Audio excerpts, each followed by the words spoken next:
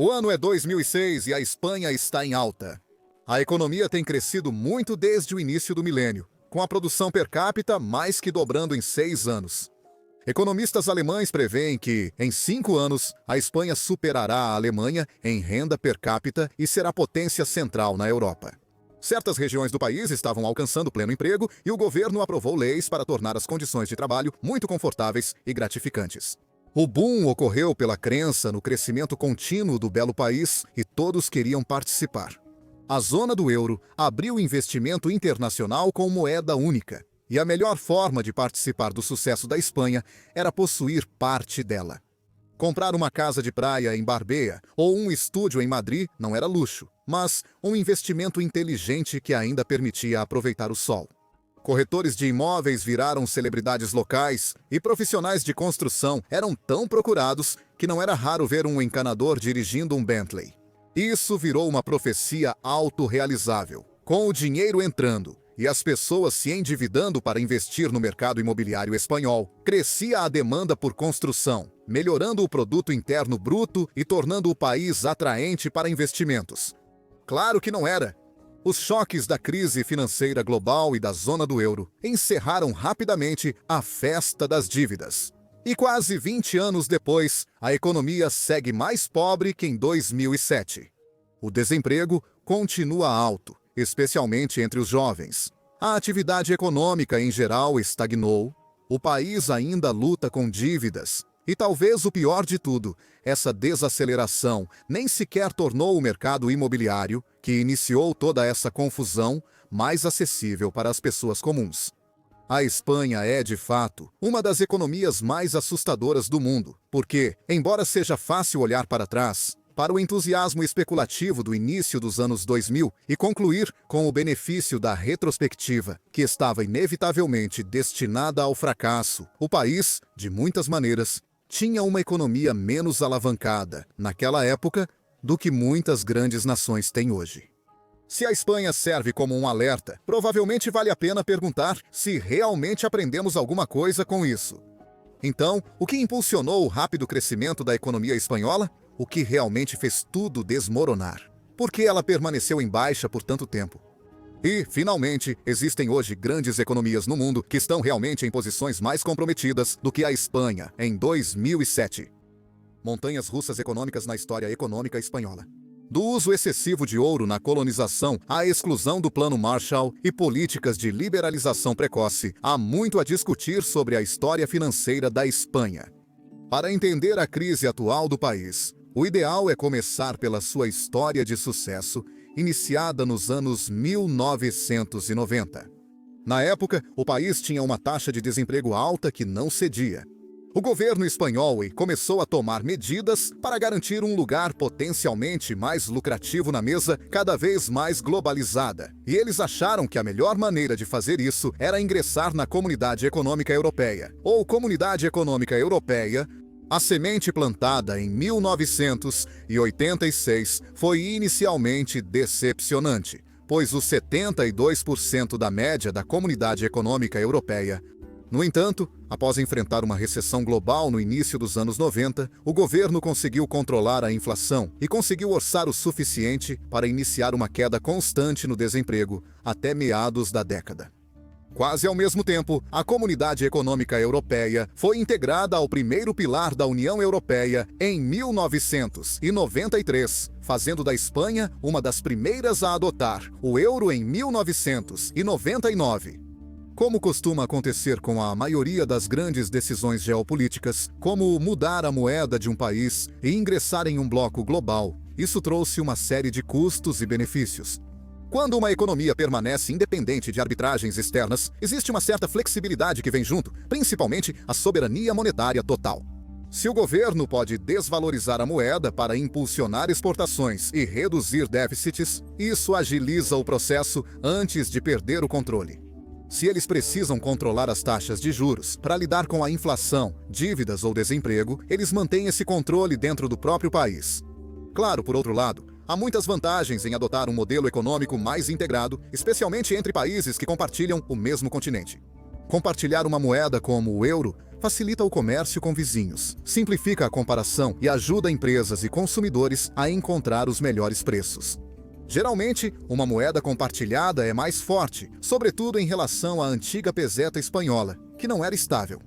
Com uma grande rede de países mantendo uma moeda relevante, pagar por importações se torna muito mais fácil e, mais importante ainda, o crédito fica muito mais barato, o que, dependendo de como é administrado, pode facilmente entrar para a lista de desvantagens.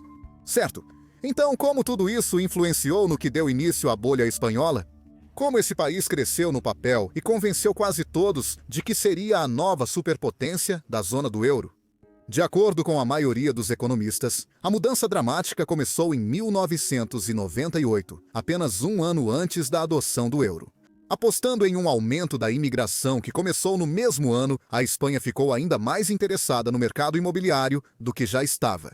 Com uma onda de novas pessoas prontas para obter a cidadania, o foco na construção de espaços de moradia confortáveis começou a aumentar. Isso foi considerado positivo para o governo espanhol, pois a construção civil demanda muita mão de obra. Uma ocupação que poderia manter os cidadãos empregados por longos períodos e, dada a história preocupante do desemprego na Espanha, faz sentido que o país tenha começado a teorizar que isso poderia ser uma solução de longo prazo para as teimosas taxas de desemprego enfrentadas no século XX. Durante o auge da construção civil, há registros de operários com carros de luxo, devido à alta demanda por seu trabalho. O combustível desse boom foi o euro, junto ao crédito barato. Com as baixas taxas de juros oferecidas pelos bancos espanhóis, junto com o euro atuando como principal catalisador para transações e flutuações cambiais de baixo risco, o mercado imobiliário se tornou uma fonte de oportunidades para quem esperava lucrar. A Espanha já incentivava a construção de casas, mas o euro acelerou e facilitou muito esse desenvolvimento. Também não prejudicava, aos olhos de investidores estrangeiros e nacionais, o fato de que o governo espanhol favorecia incentivos fiscais no setor imobiliário. Essas políticas reduziram o custo da propriedade e tornaram o país um investimento muito atraente. Havia a não tributação sobre aluguéis imputados, os ganhos de capital praticamente isentos de impostos, a dedução dos pagamentos de juros hipotecários e, o que realmente diferenciava a Espanha dos outros países na época, os pagamentos do principal também eram dedutíveis do imposto de renda pessoal. A prioridade na construção e o modelo econômico elevaram o endividamento espanhol no setor imobiliário a níveis impressionantes. Então, por que o governo central espanhol não percebeu os sinais óbvios? E por que o restante dos investidores globais que estavam entrando nisso não pensou duas vezes? Afinal, a dívida estava aumentando dramaticamente, e olhando para trás, os indicadores econômicos já apontavam problemas. Primeiro, é importante notar que agora as pessoas veem isso de uma perspectiva pós-crise. É como especialistas viam Bernie Madoff como mago de Wall Street, só agora admitindo que deveriam ter sido mais atentos. Além disso, outros fatores ocultaram a bolha, como o funcionamento único do governo e da economia espanhola. A teoria oficial é a descentralização fiscal. Transferência das funções de arrecadação e gastos do governo central para autoridades subnacionais. Isso significa que o governo central espanhol quase não participou do endividamento, diferente de outros países da União Europeia. Naquela época, a dívida da Espanha era considerada baixa, porque os indicadores econômicos só avaliavam o governo central, ignorando o provincial. Para garantir a autonomia regional, o governo espanhol criou uma constituição com divisão administrativa no fim dos anos 1970. A nação tem 17 regiões autônomas, incluindo as Ilhas Canárias no Atlântico, as Ilhas Baleares no Mediterrâneo e 2 cidades autônomas no norte da África. Claro, estava evidente que as construtoras, investidores e pessoas comuns que só queriam comprar uma casa estavam fazendo todos os empréstimos. Mas o que não estava claro era quem exatamente estava emprestando o dinheiro. É aqui que toda a questão da autonomia regional entra em cena. Para um país como a Espanha, grande parte da arrecadação de impostos, dos custos com saúde e do financiamento da educação não é operada por uma autoridade central, mas sim por suas respectivas regiões autônomas. Antes da crise de 2008, havia cerca de 45 caixas de poupança regionais, chamadas caixas em todo o país. A maioria investiu tudo no setor imobiliário, esperando grande sucesso. Esse descompasso é um dos muitos que permitiram à Espanha, na verdade, registrar um superávit orçamentário quando as coisas estavam indo bem, e por um tempo o mundo simplesmente não percebeu. Com a entrada na União Europeia, as barreiras legais a investimentos de outros países europeus diminuíram. E logo, investimentos da Alemanha, Reino Unido e França chegaram em massa.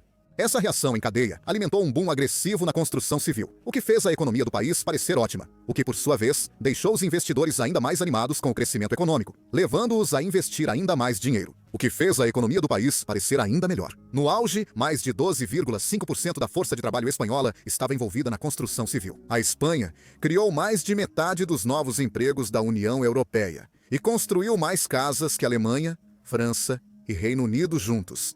O crédito explodiu e os preços das casas subiram 71% em 5 anos de 2003 a 2008. E é aqui que as coisas ficam realmente interessantes. A Espanha, de certa forma, antecipou a possibilidade de uma crise. Após entrar na zona do euro, o governo central da Espanha tinha uma equipe trabalhando dia e noite em colaboração com os bancos para reservar dinheiro para possíveis empréstimos inadimplentes, enquanto as coisas eram lucrativas. Isso era raro no Ocidente antes da crise, e o registro oficial mostra que reservaram cerca de 35 bilhões de euros. Aqui está o problema. Isso não foi suficiente para salvar o país do que viria. Quais eram as principais questões? O que realmente fez tudo desabar?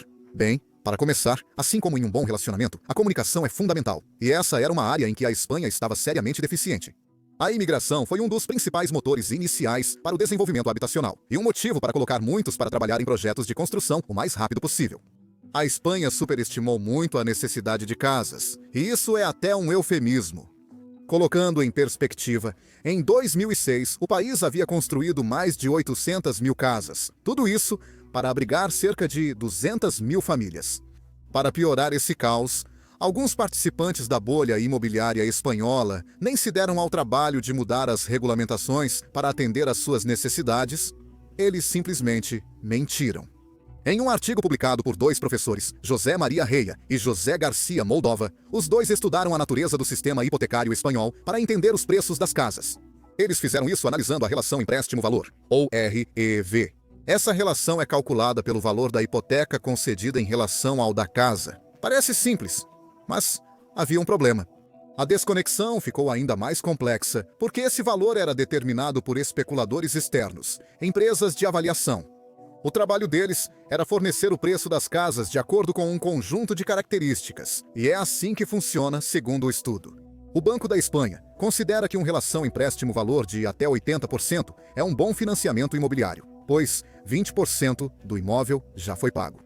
No entanto, quanto mais próximo de 100% for o relação empréstimo-valor, mais arriscado é o financiamento imobiliário, e maior é a probabilidade de não pagar a dívida. Se a relação empréstimo-valor de um financiamento imobiliário fosse acima de 80%, o Banco da Espanha dificilmente aceitaria. Foi aí que Reia e Moldova fizeram uma descoberta angustiante. Os bancos conseguiram, na verdade, conceder financiamentos imobiliários que não seguiam a política bancária. E aqui está como eles conseguiram fazer isso repetidas vezes. Funcionários do setor financeiro ajustavam o preço da casa com a empresa de avaliação quando a relação empréstimo-valor de uma família chegava a 100%, reduzindo assim a relação empréstimo-valor do imóvel. Segundo os investigadores, a empresa de avaliação elevava o preço da casa para facilitar o financiamento, permitindo que o comprador adquirisse o imóvel sem que o banco espanhol percebesse. Esse era provavelmente o maior risco involuntário de um banco regional ou Caja: dar hipotecas sem garantia, com imóveis supervalorizados por avaliadores e instituições financeiras que ignoravam as consequências por ganância. E entre 80% da população da Espanha, como proprietários de imóveis, tudo isso parecia um sonho realizado. Isso até que a bolha finalmente estourou. Com dados ruins e enganos incentivados, tudo finalmente desmoronou num piscar de olhos. Quando o mercado imobiliário implodiu, a dívida imobiliária espanhola já era quase metade do produto interno bruto. Milhares de famílias não pagaram dívidas enormes e, com as casas em patrimônio negativo, os bancos não puderam recuperar os prejuízos. O fluxo de crédito, que antes parecia abundante, secou quase imediatamente. Os incorporadores especulativos, comuns na época, viraram uma grande massa de empréstimos inadimplentes. Aquele 35 bilhões de euros não resolveu muito. Hoje, muitos países em situações até piores caíram na armadilha de pensar que isso não pode acontecer com eles, embora tudo isso pareça ridículo em retrospectiva. Por exemplo, Meu próprio país, a Austrália, agora tem um nível de dívida das famílias em relação ao produto interno bruto maior do que a Espanha tinha antes do seu colapso geracional, chegando a 116,6% do produto interno bruto nominal do país em março de 2023, comparado ao recorde da Espanha, que agora parece um modesto 85%. Na Austrália, a relação dívida das famílias-renda cresceu mais que em outros países, saindo da metade inferior das economias avançadas nos anos 1980 para o quartil superior em 2018. Também existem os mesmos sinais de alerta importantes: políticas fiscais generosas para investimentos imobiliários, bancos dispostos a ignorar riscos para fechar negócios, uma mania especulativa alimentada pela migração e uma autoconfiança de que, só porque temos praias bonitas, nossa casa deve valer 15 vezes a renda nacional. O Canadá, no fim de 2023, tinha uma relação dívida das famílias produto interno bruto estimada em 104%, superior à da Espanha em qualquer período. Há relatos semelhantes nessas economias de trabalhadores braçais ganhando mais que profissionais formados e corretores de imóveis virando astros de televisão. O aumento meteórico dos preços das casas na Espanha, no início dos anos 2000, agora quase parece relativamente conservador comparado aos aumentos de preços das casas que essas economias experimentaram nos últimos 5 anos. Apesar de ser bom dizer que tudo terminou bem para a Espanha, o país ainda enfrenta as consequências dessa crise quase 20 anos depois. A Espanha, como outros países, optou por gastar mais para reanimar sua economia durante a crise. E foi o que fizeram, gastando mais do produto interno bruto em estímulos que qualquer outro país europeu. Isso teria sido manchete por anos, não fosse outro país como a Grécia, roubando a cena com seus próprios fracassos financeiros. Para a Grécia, em 2009, o novo governo revelou que o déficit fiscal do país era muito maior do que todos imaginavam. Os mercados de títulos começaram a perder confiança na economia grega, e eles se tornaram a nova manchete, de muitas formas enterrando a história de advertência do setor imobiliário da Espanha por quase 2 décadas. Isso não resolveu imediatamente o problema espanhol para a Espanha. Só porque os olhos do mundo se desviaram da árvore caindo, não significa que o povo espanhol não estivesse lá para ouvir o som da queda por si mesmos. Há uma série de desafios sérios com os quais o país ainda lida até hoje. Enquanto a maioria das nações ocidentais sofreu no início da crise imobiliária de 2008, o sistema da Espanha foi particularmente afetado e, mesmo tendo conseguido alguns anos de crescimento, o 2007, nos anos 90, o país tinha salários anuais comparáveis aos da França, Alemanha e Reino Unido. Agora, está bem abaixo de outros países desenvolvidos, com média de 29.113 euros por ano, cerca de 9% a 11% menor que antes da crise. Com dívida e inflação crescentes, o espanhol médio está pior hoje do que há 20 anos. O aumento dos empréstimos internacionais e o resgate dos bancos da Espanha forçaram a mudança na estrutura de quase todas as 45 caixas citadas, dificultando o acesso ao crédito até hoje. Além disso, seus laços com o euro, que antes era uma medida promissora para a estabilidade financeira, retiram grande parte da capacidade da Espanha de depreciar as taxas de câmbio. Isso, junto com a queda na renda, resultou no que os economistas chamam de fuga de cérebros, a imigração de pessoas altamente qualificadas e inteligentes de um determinado país. O que, como se vê, não é bom para uma nação que precisa de solucionadores de problemas. Os tempos em que trabalhadores braçais tinham carros esportivos estão ficando para trás, pois o desemprego segue acima da média europeia. Em abril de 2024, houve alta. Na verdade, as estatísticas podem ser um pouco enganosas, já que muitos dos considerados empregados estão apenas fazendo bicos para conseguir pagar as contas, sem nenhuma promessa de oportunidades de carreira a longo prazo. Claro, pode ser tarde demais para a Espanha. E o país vai precisar crescer lentamente, se é que vai conseguir. Mas, para outros países, sempre existe a oportunidade de mudar esses hábitos. E é aí que a mensagem fica totalmente clara. Com esses temas em outros países, é hora de analisarem o que a Espanha é economicamente. É mais do que apenas um país com uma economia em dificuldades, desemprego juvenil astronômico, baixo crescimento e, ironicamente, altos custos de moradia. É um aviso claro: uma economia não resolve problemas fiscais sozinha, nem concentrando dívidas em um setor só. Alerta de que a empolgação pode ofuscar o julgamento e que um colapso imobiliário, como o da Espanha, pode ocorrer em outros lugares. Dinheiro fácil é exatamente isso, dinheiro fácil, e pode desaparecer tão rápido ou até mais rápido do que chegou. Portugal,